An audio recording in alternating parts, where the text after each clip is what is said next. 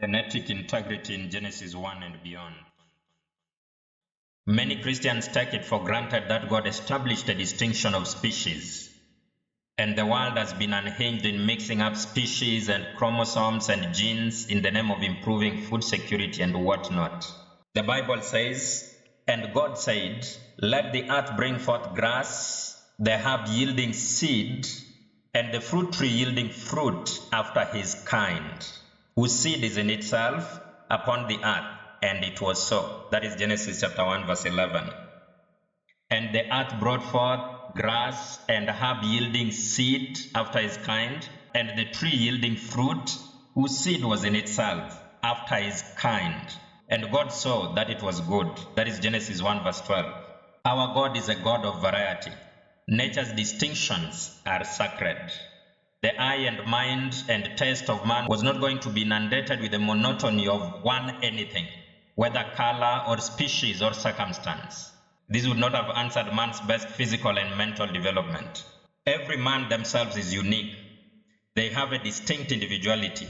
No man or woman has the right to be a shadow of another, and none is replaceable. God decided not only to create plants, but also to place their genetic material in themselves, which was meant to be after its kind, distinct from that of any other species. The seed of every living thing had this genetic blueprint inscribed in God's own handwriting, and it was so. The language after its kind is used both for plants and animals. You can read that in Genesis 1 verse 21, verse 24 and verse 25. Their species are to be distinct. In one of our previous videos, we had called to attention the instruction given by God himself when it comes to the amalgamation of the hereditary material from different species. Leviticus chapter 19 verse 19 says, "Ye shall keep my statutes. Thou shalt not let thy cattle gender with the diverse kind. Thou shalt not sow thy field with mingled seed." The word used here is seed, not seeds. If the plural were used, it would have meant an objection to intercropping, which is not the point here. The singular, seed, is used. This means we are speaking of one amalgamated seed, a seed with genetic materials from more than one species. But you ask, was the science of genetics already in existence from as early as the time of Moses? We answer, genetic manipulation began as soon as man fell, and Satan began his work upon the laboratory of nature and providence to bring about what we have come to know as the curse of sin. This gives us brief opportunity to explain what the curse of sin really means. The parable of the sower in Matthew chapter 13 from verse 24 deeply explains what happens not only in the moral and spiritual world, but also in the physical world, literally. After the sower had sown good seed, an enemy came and sowed tares. So the servants of the householder came and said unto him, "Sir, didst not thou sow good seed in thy field?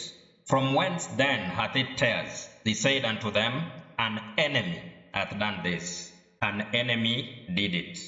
As soon as man fell by sin under satanic jurisdiction, the world, which was man's province, passed under Satan's usurped authority.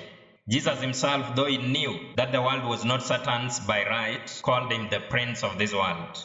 On the moral and spiritual sphere, Satan has been causing pain and suffering to humanity and then tempting men to accuse God for the suffering he has caused. He did that even to the good old Job. What's interesting is that God did not deny responsibility for that which Satan had done to Job and for which everyone, including Job himself, accused God.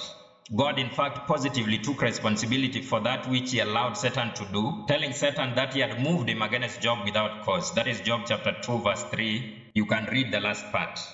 This has been the principle in the biblical language. God takes responsibility for all that he doesn't miraculously prevent.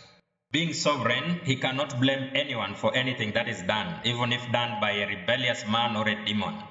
Being God, he accepts and acts on that responsibility, though he does not press a pause on human or demonic power of choice. He overrules the outcomes by his providence instead of interfering with human or satanic will. God did not come telling Job when he later on appeared to him that it was not him but Satan who caused his suffering. Far from it.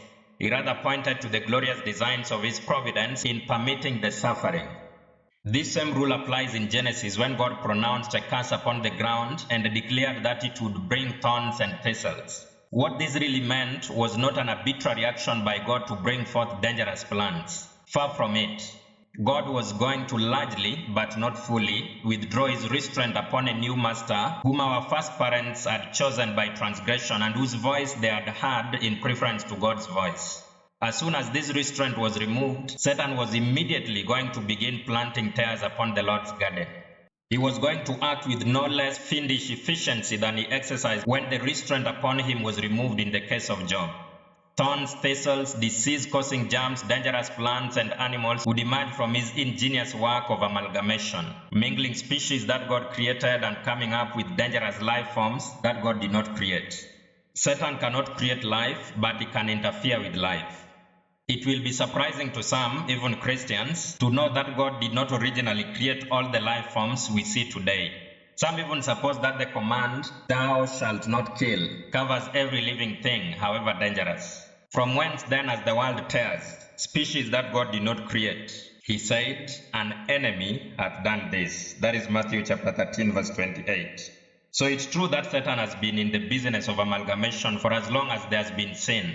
While we confirm that we firmly believe in science and all else that is factual and reasonable, let's remember that man fell at the tree of knowledge.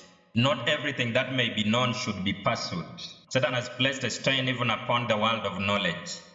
He has marred the world of science, and therefore the Bible, which is the twin sister to true science, should be our chart and compass. Deception itself is a species of knowledge. In modern times, amalgamation has been practiced in the two fields of genetic engineering and hybridization. There has mostly been a consensus on the objections to the genetic manipulations involved in genetic engineering. The food products thus arrived at have raised major concerns so far as health is concerned. But that's not all. While it is claimed that these technologies will take care of food security into the future, the heavier evidence is on their actually creating artificial food insecurity and destroying economic independence. The terminator gene that is inserted in genetically modified plants is a deliberate action by the seed companies to protect themselves in spite of the real interests of the people. This gene is inserted to make sure that the plants do not produce viable seeds, and it becomes necessary to always go back to the seed companies to buy the seeds. This educated mischief. Should all the natural seeds become extinct, a time may come when we have to depend upon these companies to supply us with dangerous seeds at high prices, when it was always our privilege to obtain natural and healthy seeds for free from the bosom of nature itself. We will not say that they may also intend other dangerous high-handed mischiefs based on such an autocratic monopoly. Hybridization has been considered less objectionable because it's the older and apparently more natural path of the two. It's true that hybridization often occurs naturally. However, species are said to be reproductively isolated. That means there are powerful barriers in nature to hybridization. And even when hybridization happens, nature normally imposes sterility on the hybrids to minimize, at the very least, what we call hybrid speciation. Hybrid speciation happens when a hybrid becomes reproductively isolated from the parent species and thus form a new species. But because of the natural sterility, the developed breed normally disappears. Human beings, however, have gone ahead to artificially breach these natural barriers.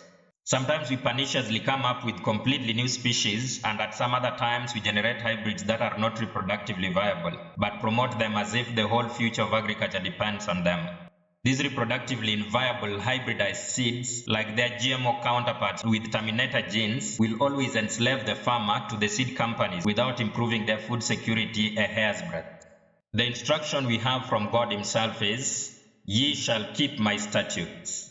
Thou shalt not let thy cattle gender with a diverse kind. Thou shalt not sow thy field with mingled seed." That is Leviticus 19 verse 19.